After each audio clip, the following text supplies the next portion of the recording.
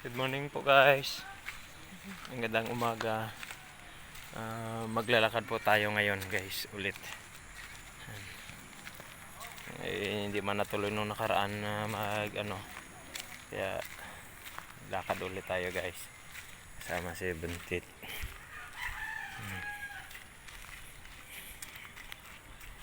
Kasi next week na yung due date niya. Pero sabi ng doktor kung maaari may ICS na.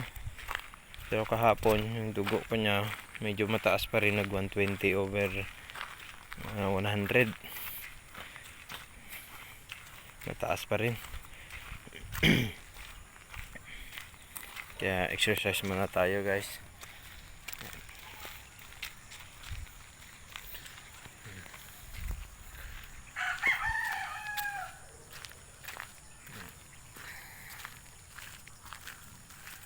Pawis muna si Buntis.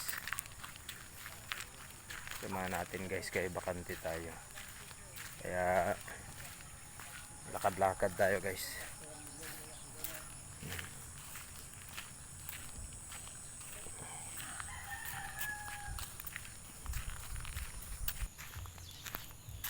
Maganda ang panahon ngayon guys. Hindi naman umulan. Makulimlim lang siya pero parang hindi man uulan. Malamig yung hangin guys. Kaya sakto sa paglalakad. Hindi din siya mainit. Dito tayo guys. Ang daan. Daanan dun.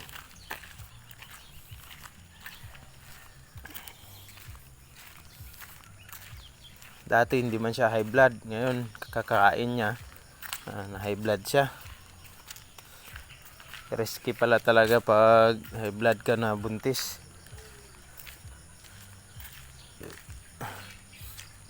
Kaya kung ipapa-CS ko na lang siya guys. Mahirap na. Kasi sabi ng doktor baka pag i-normal siya, kakairi niya, iba ang puputok. Imbes na lumabas yung bata, iba ang puputok. Kaya delikado, sabi ng doktor. Kaya mag-laboratory lang muna kadali para makita yung mga result.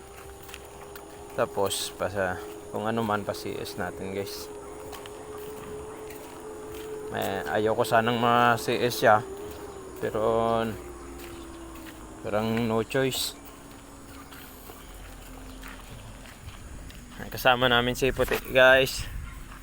Yung aso ko na puti, andun na siya.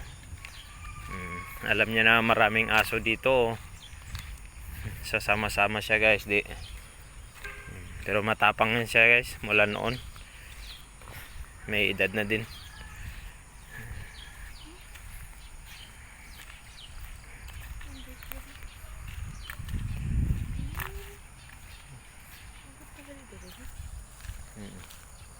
Ingat po tayo guys. Have a nice day po sa inyong lahat. Please follow po. At paki-like na lang din po and follow. Salamat po ng marami. Ingat po tayo.